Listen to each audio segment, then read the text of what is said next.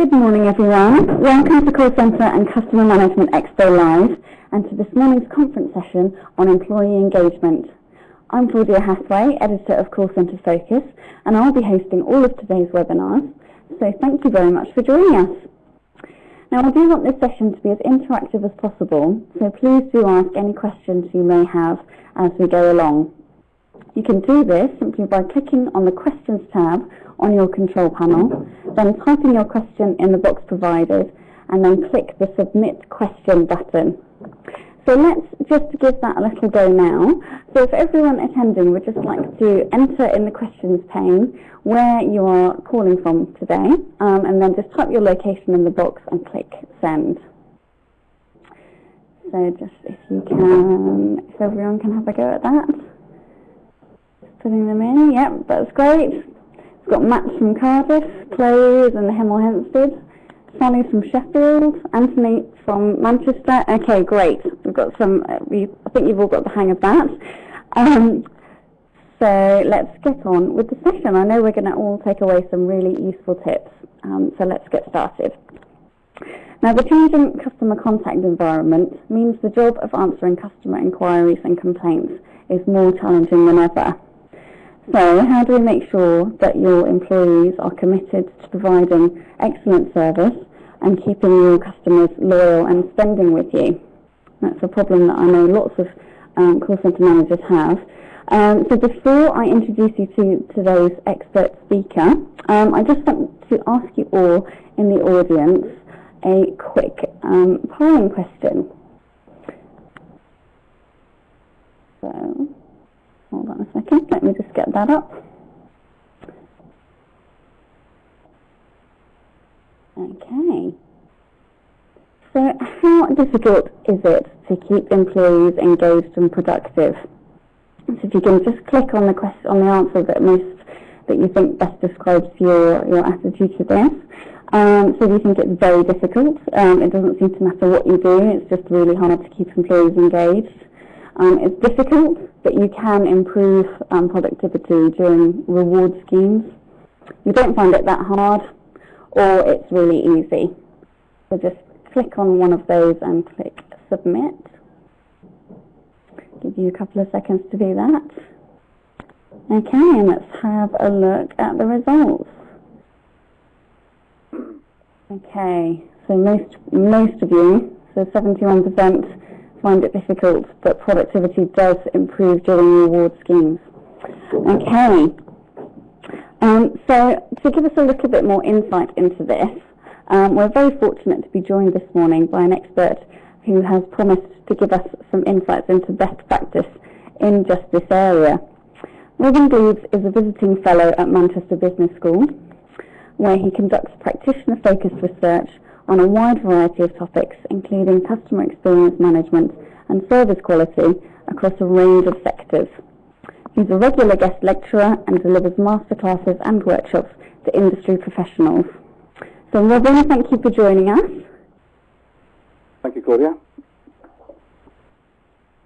And it's over to you. Thank you. Hopefully everybody can hear me okay. As Claudia said, I'm visiting a research fellow at Manchester Business School, and I mainly work in research and consultancy in the field of customer management. And I sort of take the wider view that a contact centre is sort of one part of the armoury of multi-channel contact and sort of marketing and service of the customer relationship. Having said that, over the last few years I've become more and more involved in and around the ideas linked into obviously to HR, and certainly in terms of things like values, behaviours, and employee engagement as a critical factor in customer service. So as Claudia said, hopefully I can give you some insights and some overviews, and some of this is sort of thinking in progress in some respects, trying to look at what organisations are actually doing, some of the challenges they're facing, and then seeing how they can perhaps join some of these challenges together to simplify and to produce better employee engagement, but also better customer service.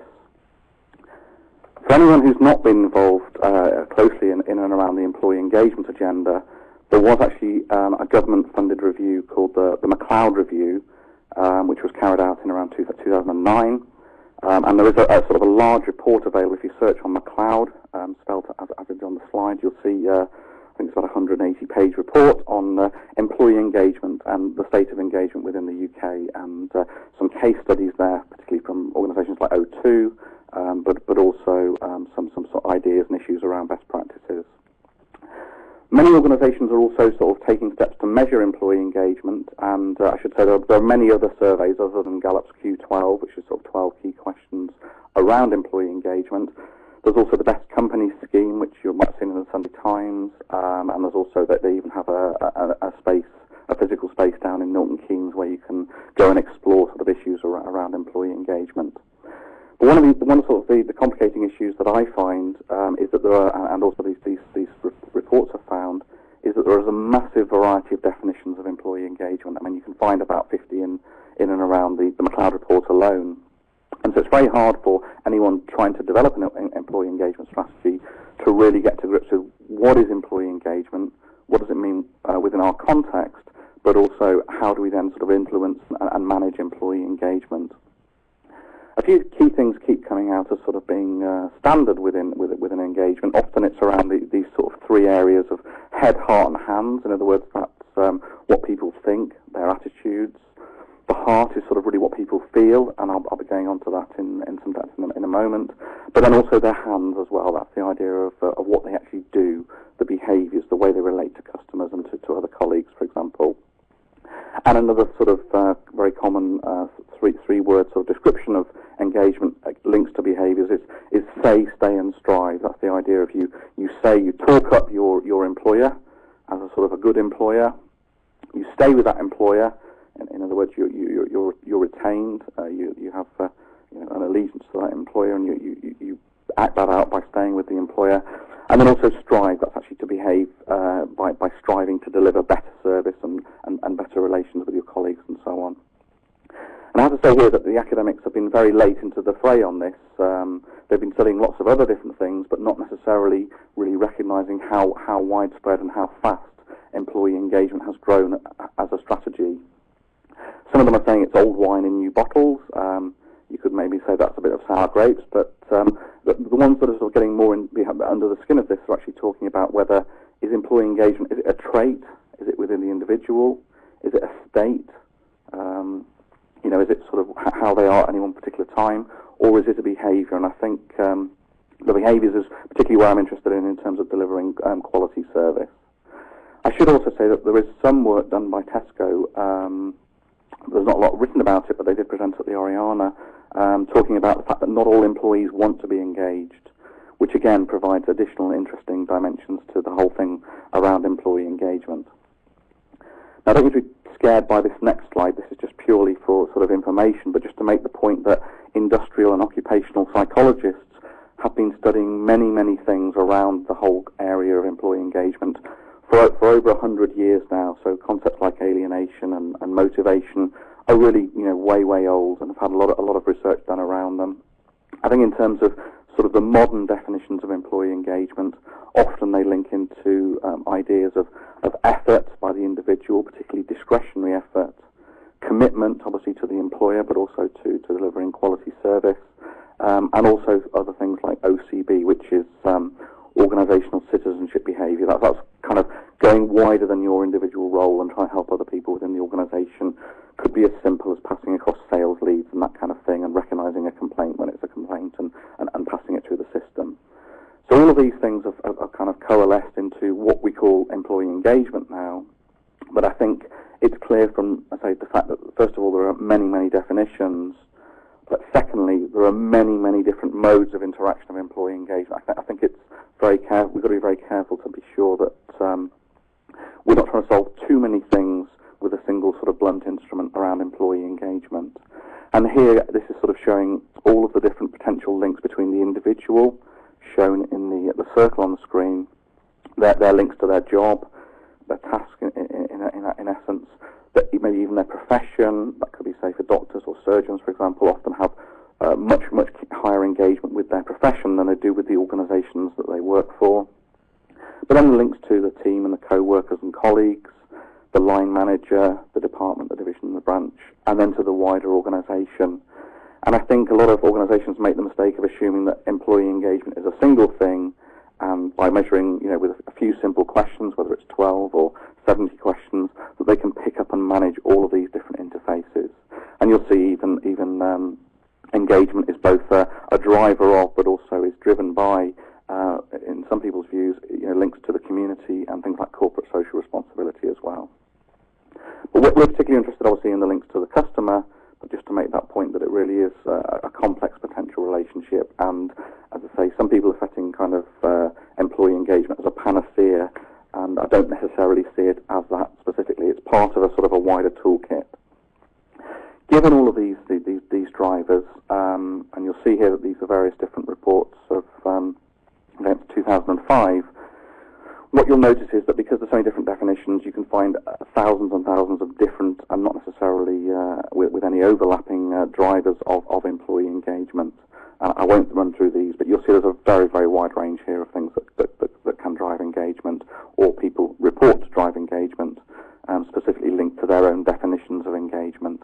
And I'm sure you'll be able to have a copy of the slides if you're interested in reading some of this through in more detail. But you'll see maybe, for example, under DDI, the 2005 sort of drivers report, talked about emotional stability, for example, as a driver of employee engagement. So again, there may well be some links to the emotional elements, which I shall be talking about in a moment. Just taking one model of engagement, this is from the Corporate Leadership Council. They do various benchmarking studies on engagement, and in fact their latest one is talking about models of re-engaging with employees through the current tough times. But they talk about sort of two different types of commitment. They talk about a rational commitment and an emotional commitment. And I think this has some interesting parallels with organisations looking at customer experience, where often we talk about the emotional side and the rational side of the experience. But out of their model, they talk about two things. One is the sort of discretionary effort that I've already touched on. That's the sort of going the extra mile. And many organisations may well have a GEM award, GEM, Going the Extra Mile award for rewarding this kind of behaviour, which obviously links to performance, but also things like intent to stay, which I've touched on, which links to employee retention. So you typically find lots of these models, and the difficulty really is to try and say which model is appropriate to my situation, but also then to think about how does this link into other areas of activity within the organisation. There was a report done from Lancaster which talked about employee engagement and tried to link in various different elements. So it looks more complicated than perhaps previous ones, linking through on the bottom there to behaviour, but it starts with belief, which I think is an interesting area where they're talking about a belief and a feeling and an emotional bond. Again, this emotional element to the employee relationship to the organisation, I think really important. And where I got most interested, obviously, in engagement was previously I've been studying organisational values. And again, values are kind of beliefs. So if you put values in that first box and talk about organisational values, you can see how there perhaps is a link. And I'll show you an example in a moment of how organisations are trying to link their values that they declare with behaviours within the organisation. So I think it's a really interesting sort of message here about engagement linking to this emotional elements, and I'll show you in a moment how that links into perhaps the whole customer service ethos as well. So the whole concept of emotional labour, and what's interesting about this is that in this case almost the service product, the outcome of the service is defined almost as the proper state of mind in others. In other words, what it's arguing is when we're dealing with various customer contacts queries and balance inquiries and that kind of thing, we are effectively also delivering a service product which is the right state of mind in others. So that could be things like satisfaction, relief at finding out that you haven't gone into overdraft, happiness, whatever it might be. And what Herbshield, what she identified originally in a study with airline staff, and given that this was in the 80s, it was predominantly air hostesses, was that it's hard to continually feign emotion. It can be quite stressful. It can lead to sort of burnout and that kind of thing. If you're having to put on a brave face and always be smiling and always be delivering the right level of performance within the organisation, but underneath you might be suffering your own personal emotional turmoils and that kind of thing. And I think one of the areas where organisations within a contact centre environment are looking to try and develop and deliver better sort of emotional experiences is through the use of things like emotional intelligence and empathy. And there's always a debate about can you select people with those characteristics. And I know that if anyone's interested, I know that Dignity Funerals have been involved in doing quite a lot of work around trying to, not necessarily as a prime selection tool, but as part of a selection process, trying to understand that their sort of own employees' sort of emotional intelligence abilities and their ability to show empathy to the customer, and which for them obviously is clearly a key core competence to deliver that kind of emotional response to within a sort of bereavement situation, what could be quite an upsetting experience. Also, many other organisations are obviously looking to train and coach their staff around emotional intelligence, and I know that most contact centres do calls that are recorded for training purposes, and maybe also do call listening to try and understand both perhaps some practical, rational elements of a call in terms of compliance with legislation and that kind of thing, speaking clearly, and so on, taking down the right information from customers. But also within that call listening, you can then look at sort of training and coaching staff to be better with handling their emotions and better to reflect the emotions of the customers. And again, there's a lot of work recently been done around emotional contagion, where if you have a positive emotion, then that emotion can be reflected onto other people. And there's even some exciting work being done around mirror neurons and that kind of thing, where showing that it's almost a human innate ability to sort of to mirror other people's emotions. So clearly, having good emotional intelligence, which normally begins with sort of self-awareness and that kind of thing, and then moving through into how you relate to others, is very powerful for delivering effective customer satisfaction. In terms of practical tip, perhaps at this stage, I should also say that a lot of organisations struggle with the sort of the customer from hell, and I think it can be fairly stressful for staff who, the old irate customer syndrome, often when it's sort of a bit like computer says no and that kind of thing. And I think organisations, a few that I've worked with, have found that having a kind of a relief valve on the wall, like a glass box to smash in case of emergencies, in terms of being able to offer the customer a rebate and that kind of thing, can actually reduce stress significantly for the employees. And interestingly, is very, very seldom used, but its mere existence, acts as a kind of a de-stressing, that we know that if we can't handle this particular call for whatever reason, then at least we have sort of a way out that can actually reduce the stress levels. So emotional label is a sort of a key area. I earlier said that many organisations now have got values statements. They've written down specific values, and they're now looking to try and sort of embed those values, to live those values within the organisation. And I'm just showing here another example of how an organisation with a number of values, in this case they are, as you can possibly see, passion, honesty, collaboration, winning and enjoyment.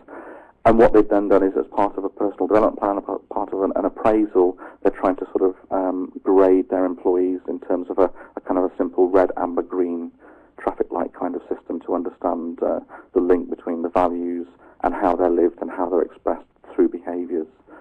So I think in some cases values are trying to be linked to behaviours. Employee engagement is often about linking into behaviours. So what are those behaviours? Well, the behaviours of engaged employees, we've mentioned retention and going the extra mile within tasks specifically, which clearly is a sort of a key element of delivering exceptional customer service. If you're able to, if you're not just incentivised on the time to handle call, but perhaps in terms of things like first-time resolution, and even next issue avoidance as well, where you're trying to sort of anticipate problems that the customer might have in future, or what their next inquiry might be. But then all the way through to things like understanding the role and the links to strategy, which again is really sort of often seen as a communication issue. Buying into the mission, actually understanding and buying into it and supporting it is a very key behaviour for organisations, particularly in troubled times. We've mentioned reduced absenteeism and strong attendance. And then also things like satisfaction, which comes, with the pride in the job, the pride in the employer, and the overall connectedness with the organisation, all of which can lead to higher performance. Just again, another point that's often used. This is a model by a guy called Dr. Kirkpatrick, and in terms of things like training and development with organisations, and again, even within a contact centre environment, we're very sort of quick to look at things like reaction. The sort of what we call the happy sheet. Whether people just tick a box. But what Kirkpatrick found was obviously it's more than that. Development really is an ongoing process, and it takes you through 4 levels, through the actual reaction to the initial training, through to the learning that took place, but then again this B word, behaviour. So I think behaviour is sort of the essence really, and the service behaviour is the essence of what we're trying to look at today. And then out of that behaviour really then is the results that come as in terms of performance improvement within the organisation. So I mentioned customer experience, and some sort of fairly simple models talk about service being just a rational kind of mechanical approach, customer experience being the emotional elements, and I want to just contrast this with the employee engagement sort of models, which talk about employee satisfaction being a rational issue, but then employee engagement being an emotional issue, and just really stress the links between the service interface between the customer through the contact centre to the employee, and it's that emotional kind of wavelength that's most important for delivering. So you hear figures or comments about customer service. They really understood my need. They could see what kind of problems I was facing when I lost my cards on holiday, or when my father died, or whatever it might be. And it is that emotional linkage that is so critical, and also so hard. We're very good at sort of the rational mechanics of processes and IVR and ACD and all these different things within a contact center environment, but it's quite hard because it's down at the individual employee level to try and stimulate and manage the emotions of the individual. And again, another interesting and practical example of sort of trying to understand the emotional barometer of our employees. I work with a number of organisations that use some sort of simple, ongoing, like a mood indicator, just a weekly or even a daily sort of radio button kind of survey questionnaire to staff, just saying, what's the general mood like today? How are people feeling? And it picks up on, wider sort of emotional events that are happening outside the workplace, both for the individual, but obviously for the entire sector. If you're thinking about things like banking, for example, and just also helps you to understand, what's going on within your employees' sort of emotional lives and how they're sort of strong and resilient enough to move forward.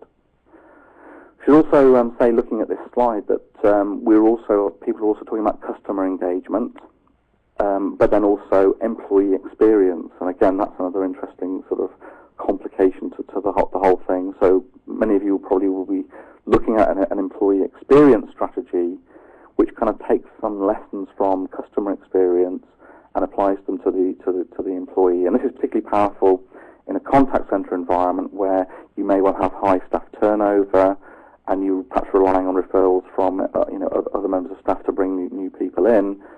So you might see that similarly to marketing and sort of customer management, where in customer management you're looking to maybe get, keep and grow customers, or acquire, retain and develop customers. Similarly with employee experience, you're looking to get, i.e. to recruit the right customers and the right employees in the first place. You're then looking to keep them and retain them and find out, why they're retained, and then finally looking to grow them in terms of developing their skill base and showing them career paths and that kind of thing. So more and more organisations are now looking to link these together in a proper sort of structured approach, a real employee journey, similarly, to a customer journey.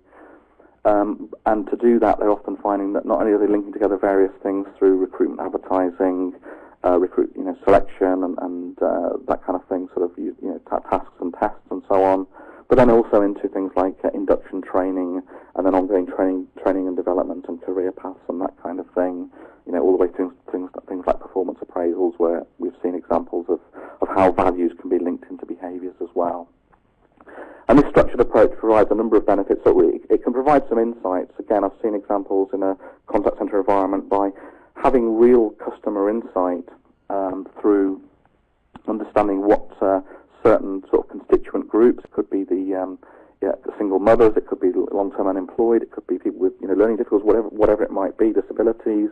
You get an insight into that whole experience from their perspective, which can help you to shape things like hours of work, recruitment advertising, where you place adverts, and that kind of thing as well. So again, similar to marketing, where you're using customer insight to drive your sort of customer experience strategy, there are many examples where people are using employee experience insights to drive their whole employee strategies, employee experience strategies. And this can, I say, have a dramatic impact in terms of reducing the cost of recruitment and increasing the length of employees stay with you in terms of retention, so reducing employee churn, that horrible word, but also in terms of making them say positive things about you and helping to recruit other people to the organisation. So it's been said that recently HR is becoming more and more strategic. There's a guy called Dave Ulrich in the States who's sort of a big guru on this, and people talk about the Ulrichization of HR now. And you can see here that this is an attempt to sort of link a balanced scorecard through a workforce scorecard to an HR scorecard. And that middle box there in terms of leadership and workforce behaviours, well, again, is that HR? Is that linking into values? Is that linking into employee experience or customer experience or employee engagement? There's a whole range of factors there. I've just put some sort of links there with the arrows to show that there are massive links between the employee side of things, the mindset, the culture, the engagement, and the final delivery of customer service, which I think is important. And I think often HR tends to be quite late to the table in terms of recognising its role in delivering and developing effective and quality customer service. And then finally, really, in terms of conclusions, and this is just a very sort of simplistic model, but it's just showing how we often think about leadership driving mission, vision, values, which creates kind of the culture of the organisation, perhaps through employee engagement.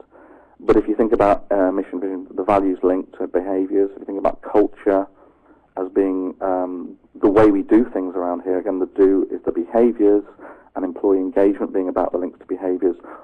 It's those service behaviours, the service climate that delivers the customer service. I think there's a real opportunity here to turn this model upside down and say, well, what behaviours do we need to drive the customer service? What are our customers telling us? So it really, and how does that then need to shape our culture, need to shape our values, and need to sort of to shape our leadership behaviours within the organisation. So really, sort of, that's what I say in conclusion. If you're really customer-focused or customer-centric, you should maybe start at the bottom here, understand the customer dimensions of service, the behaviours and the sort of things that they expect, and then build those into the culture of the organisation. And as a final point, I've just said the culture of the organisation. Again, the assumption often is that it's homogenous throughout the organisation.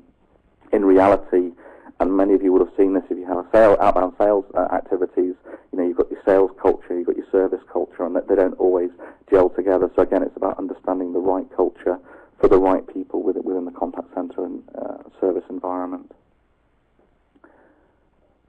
And I think that's really what I wanted to cover in the time available, and I hope it's been of interest and of use to you.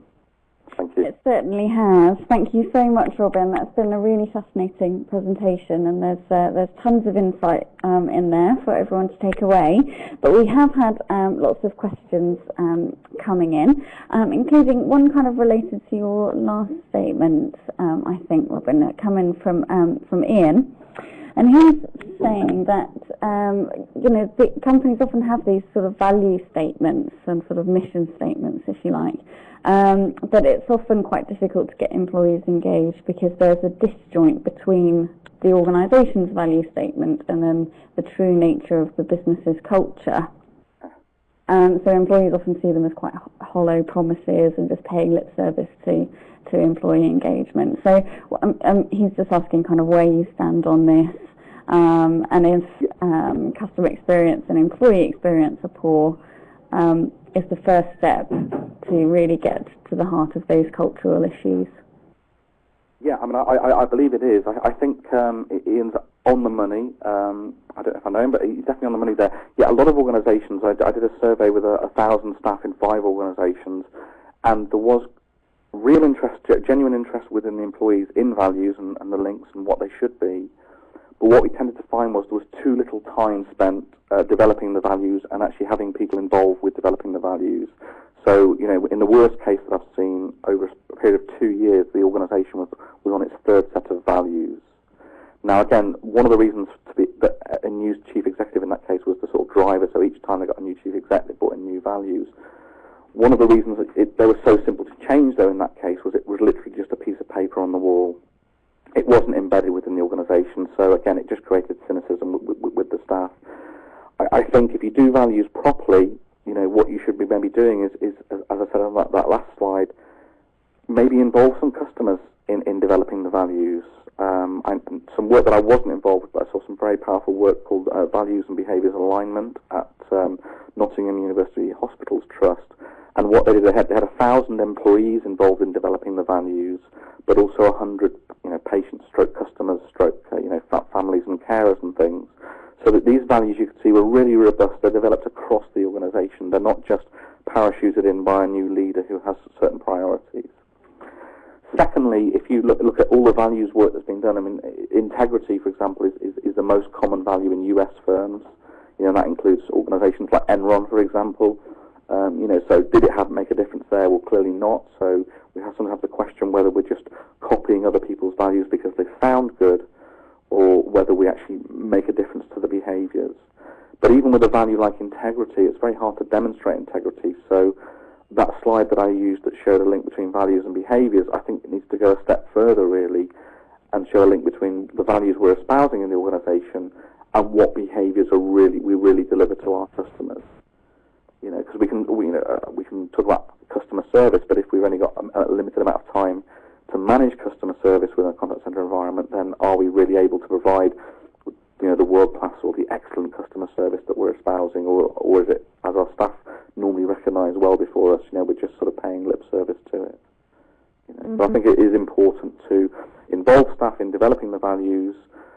If their values are then embedded, so that, you know, values should be embedded through an entire process, through your recruitment and appointments, your induction, training and developments, appraisals, performance management, your policies and reward and recognition, even equality and diversity, for example, through a whole range of parts and activities of the organisation, then they can't just be changed on a whim, and therefore people do start to buy into them. And the final point is that whatever the value words you choose, I've seen this in a number of organisations now, once you get the staff talking about their jobs and their roles, they will always interpret that into, you know, I saw a group, again, another NHS example, but saw a group over in Sefton, you know, we had a podiatrist, you know, who do people's feet, and again, they were translating the generic value words of the organisation into specific customer service behaviours that they can deal with on a day-to-day basis with their customers. So it makes it real for them, but it reinforces the values as well. Fantastic. I think that answers a question that we had in from Gemma as well, asking how you can better understand the customer needs when you're developing these sort of values and trying to develop your culture. I guess involving customers. I mean, there's no better way, really. Well, true, but again, it depends on the situation and circumstance, I suppose. But I think customer feedback is a really critical thing, and again, it's recognised now that maybe there are many channels, or there are many ways that we can get customer feedback. Obviously, the one that we don't solicit but we respond to is complaints. But we also solicit customer satisfaction information, and that could be after a specific contact or call, you know, the sort of the feedback kind of thing, or it could be, you know, more generic by a survey. But I think one of the other things that's interesting about some of the parallels between customer management and employee management, if I can call it that, you know, with the strategies for acquisition, retention and development and so on, is in customer service. Often we talk about things like the voice of the customer. Well, it's obviously recognised that we also have the voice of the employee.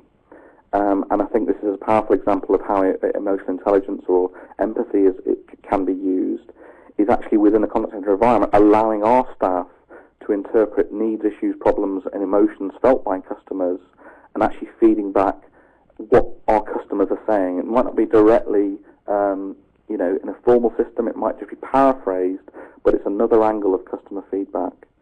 You know, so I'm sure we've all been there when you speak to someone, you know, in a contact centre environment, and someone will say, they want your details again, and you're like, oh, that's crazy. Yeah, but the system needs to do it that way, and there's kind of that. But if you can feed that back, obviously, back into the sort of customer insight team, if you're lucky enough to have such, or even just into some sort of customer insight report, then at least you can start to get the employees, say, using their abilities to have empathy to feedback what frustrates customers the most. Okay, yeah, good advice. So, yeah, using employees to get customer feedback is very, very powerful and very underused in my experience. Yeah, definitely. Okay.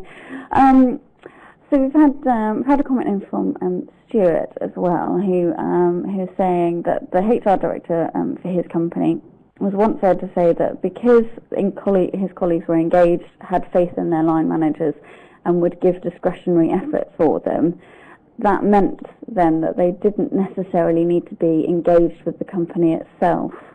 Do you think that's true, or what? Do you have any thoughts on that? Yes, I think this is a very interesting point. All of the early research on employee engagement found that the most critical relationship was between the line manager and the individual, not between the organisation and the individual. Now, obviously, in an ideal world, you'd probably want all of those things to link through from the line manager to the branch, to the team, to the organisation, to the strategy, the values, etc. But that's certainly the link that you can manage most clearly. I think that's a really, really powerful link. Some organisations, again, in the contact centre environment, talking about organisations that provide outsourced contact centre, they may well have, 25, 30, 40 different clients, and each of those client groups, if you like, of agents, are actually acting on behalf of a third party, like a supermarket or a bank. And so in some cases, I've seen examples where the values of that third-party client organisation are on the walls, and that also helps recruitment. Some people will join one of these organisations and say, no, I don't want to work in that area, but I'd like to work for this particular sub-customer or sub-client. So, yeah, it's a very powerful argument. I do think, though, that, not to pick on Stuart, but to say, he raised the question, but, sometimes you do need to maybe challenge some of the things back through the HR, though, because it's pushing too much out onto the individual line manager and their team. Make sure that there is this join up between the sort of the overall HR strategy and the right service behaviours. I mentioned this guy, Dave Ulrich. There's a really good book called The HR Value Proposition, again mimicking this idea that there's an employee value proposition as well as a customer value proposition, and it has a very powerful question which always gets the HR team kind of flustering and thinking about this is, would your customers employ your directors, first of all, and secondly, would they pay them the bonuses and things, not just at the director level, but across the organisation, So I think it's a very powerful question to start challenging the degree of customer centricity of the organisation, if you like, with its HR policies and practices. Definitely. And a final point, Stuart is right in because of the line manager thing, because as I mentioned, sales and service are very different kind of cultures, so you may well have culture at that level as well, although it'd be interesting whether his HR director thinks that, or whether it thinks that the culture of the organisation is homogenous across the entire beast. Indeed. Okay. We just had a comment in from Dave saying, how can we expect our call centre agents to be engaged and motivated for $15,000 a year when the chief exec can't seem to get engaged and motivated for less than £1 million plus share options? Good question. Yeah, when I get the £1 million a year, hopefully I'll be able to answer that. But no, it's a really, really powerful question. I think again it comes back down to things like integrity and the values. If they are being espoused, equality or whatever it might be within the organisation, then is it lived by the management team, the highly paid helpers? As one major organisation that I've worked with calls it, at the board level, do they sort of do that good old thing of management by walking around? Do they listen into calls? I mean, again, in some organisations I've been involved recently, they've actually been doing a lot of work around. I mean, this is NHS again, actually in this example, but a different trust. They have what they call patient stories. They literally have a story from a patient at each board meeting. A good one and a bad one, just to really hit it home, and it's an absolutely critical point. The thing that I'm sort of most keen on really is when at board level, when they're talking about customers, often that's the time, as one of my colleagues says, that's the time when the HR director starts thinking about where they're going on holiday next. The finance director starts thinking about what their next car's going to be. Mm-hmm. But again, it's about showing some of these linkages, that it's not enough to say that HR is completely separate and distinct from customers and so on. So yeah, it's a very tough question, but I think one of the things we found in research on customer experience was that customer experience is more sexy, if I can use that term, than customer service, for example. So you can make a case with experience that it covers the entire organisation, including new product development and that kind of thing, new service development. Fantastic. Okay. And we've had a question from Jodie, who's just going back to your one of your initial slides, Robin. You were talking about how it's difficult to continually feign emotion by surface acting all day, and she said that certainly some of her agents, sound a little bit monotonous towards the end of the day. But how can you make that easier for staff? There are no simple shortcuts. Obviously, I mean, it depends on the staff themselves. I think a lot of it. This comes back maybe to Stuart's point. Well, the line management, the team leaders or whatever, recognising when someone needs a quick break, needs to sort of go and punch something in the other room. I did mention the tip about having the relief valve as well. Because people, the problem with or the opportunity, the really exciting thing about services is because they're driven by people. People aren't machines. And so they will have the highs and the lows. So it's about recognising, if it's a bad day for somebody, if it's, a personal problems at home. It's about how you manage those and how you sort of recruit and staff to those. So a lot of it's around breaks and that kind of thing, and giving people sort of the release and the relief. Particularly, the first contact centre I was actually involved in doing some work in was a 999 contact centre at Scotland Yard. So it wasn't really a contact centre in a simplistic terms, where you had sort of a really wide range of emotionally loaded calls. You had them going from students doing prank calls all the way through to, I remember the most chilling one was somebody confessing to just having killed their girlfriend.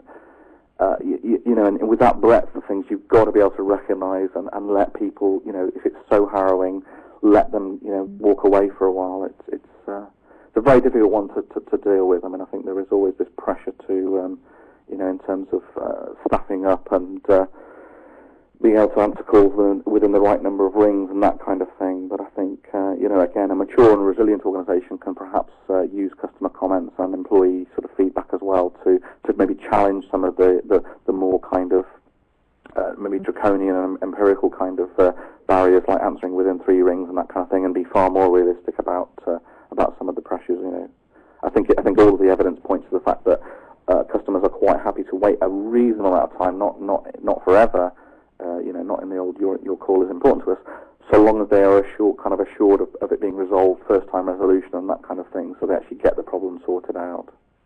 So I think it's about taking that step back and maybe understanding the wider context for a call and being able to then staff appropriately. But on the individual staff, it can be really harrowing. And I say we're talking in generics here, from probably people talking about giving train times all the way through to dealing with people having died. But I think depending on the context, I think the key thing is to recognise when people are becoming jaded and kind of burnt out. From that perspective, is it easier to keep sort of sales and outbound agents kind of more engaged? We've had a question from Dean, who's asking, what methods can be used in an outbound environment to kind of improve culture. Yeah, I think the outbound one is an interesting one. I think that there's an element, obviously, of pre-selection in terms of the types of people that go into outbound environments. I think I saw one of the usual surveys recently. I think the latest one was something like most people would rather give up sex for a month than actually make outbound calls. So there's that kind of extreme terror on the individual in the first place. But having got the right sort of people in to do outbound calls, I think we traditionally go on very much high rewards and sort of sales targets, sales incentives, bonuses kind of based schemes. That can be enough to engage some people, but obviously I think many organisations now, looking at the customer experience en masse, are seeing that actually just to sell the wrong thing today. I mean, we're seeing this with pensions mis-selling and payment protection insurance and all this sort of stuff. At the end of the day, you make problems for yourself if you're just sort of trying to pile them high and sell them cheap. It's more about selling the right thing in a sort of more consultative fashion. Will generate the loyalty and so on and so on. Okay. But as I say, often engagement, salary is one thing, but it can be there are other types of non-financial rewards that can be given to sales teams. Most people would have seen them in terms of, examples like Julian Richer. He used to have the one in his sort of sales environment, which was, to give people the use of the company Rolls Royce for a week and all those sort of status things rather than just purely monetary. But as I said right at the start, there's not a lot of information available on this, but Tesco did do some work when they recognised they knew more about their own customers than about their own employees. And they did find that obviously they've got such a wide range of motivations for working for Tesco. It could be just as simple as, I don't want engagement, I just really want a Saturday job, I just want to get some money whilst I'm a student, all the way through to people saying this is a career for me. So again, it's perhaps being able to shape and customise your engagement strategy to different parts of the organisation. Mm-hmm. Okay, fantastic. So we've had a couple of questions sort of around kind of keeping employee engagement when you're going through a big change. So Emerson has asked, what's the best way to keep staff engaged if you are going through a sort of cultural change or some other sort of major organisational change. And also Mike has also asked, if there are any studies on maintaining employee engagement whilst in consultation or redundancy. I think you mentioned something about that earlier on. Yeah, it's really, really tough. I know that, let's say, almost ironically, it was almost at the same time as the McLeod report was being produced, there was this whole thing about re-engagement because of the sort of the financial crisis and so on. Yeah, I think it's really difficult. I think the key thing that's recognised is you can't bolt this on afterwards. So, from a good situation of strength, if you have got the good values and they have been built into the organisation, then people, on the whole, people accept the need to change. Even within organisations like the NHS, for example, people accept there is a need to make improvements and to change. And if they're treated sort of with dignity and with kind of in consultation and with good communication, then I think they often will buy into it, even if some of them do become, if you like, in inverted commas, victims of that change.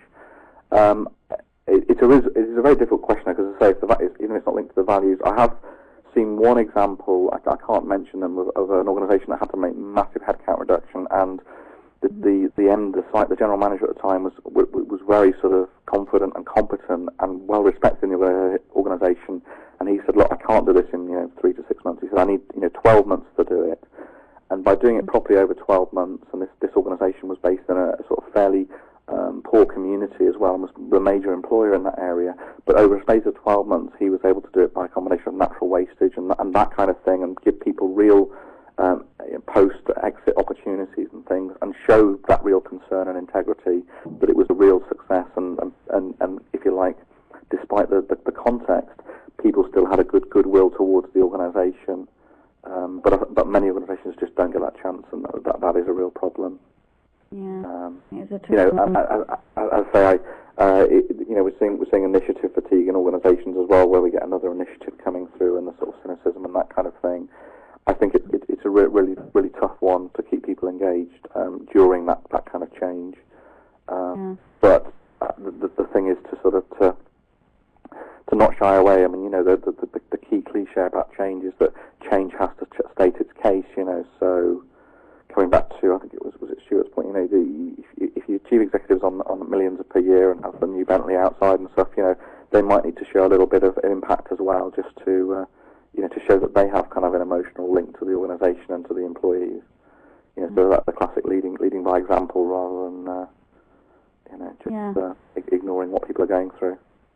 Absolutely. Well, kind of related to that, we've had another question from Emerson again, actually, saying if your senior management aren't supportive towards employee engagement, is it kind of impossible to get your employees engaged? Is it, are you fighting a losing battle? It's not impossible, but it is very difficult. One of the most powerful tools is to, if you've got some sort of employee attitude survey, employee engagement survey. I know there are these proprietary ones with 12 or whatever questions, but a board that perhaps doesn't see that it's their responsibility or doesn't want to engage in engagement, when they see the verbatim comments back and various factors, I think it can be kind of a shot through the head to them. It can really make them wake up and change. Often I'll go into organisations, I'm in the luxury situation of being external to them. So if I say something, then people say, really, is it, you picked up on that or that kind of thing. They will believe me bizarrely rather than believing their own employees. But I think the next best thing is this sort of mass survey of staff to say, look, we don't trust our leaders, or we don't believe this, or we don't think we live our values.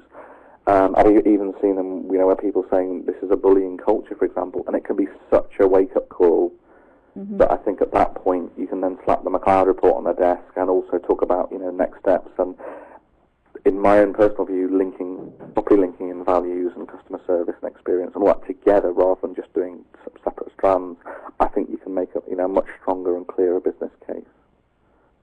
But yes, it's not easy to make people sort of to suddenly change and go about turn on this kind of thing. Yeah. Okay.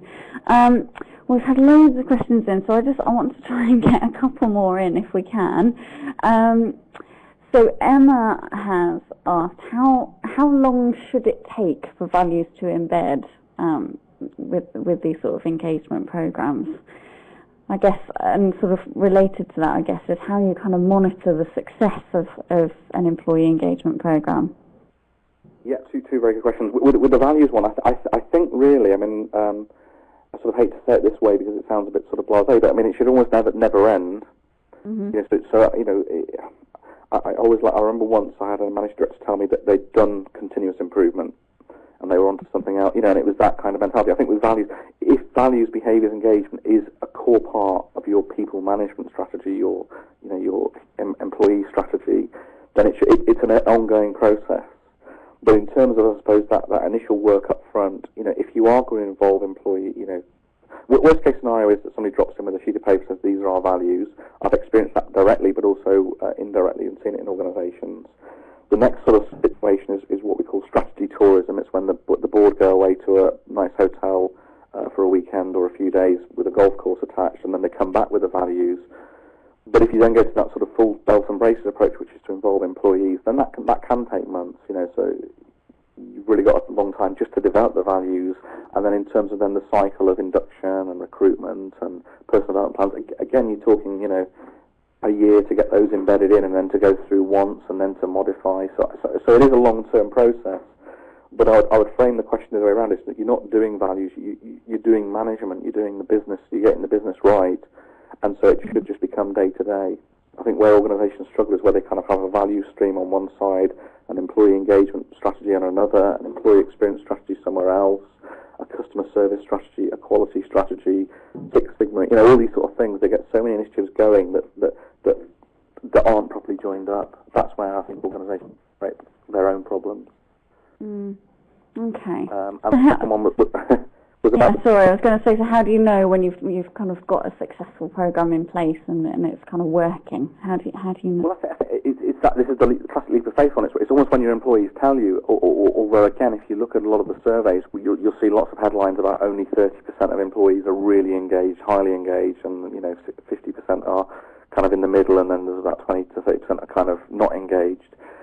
There is not a lot of evidence showing a long-term, longitudinal change in that you'll get all of your employees to always be fully engaged.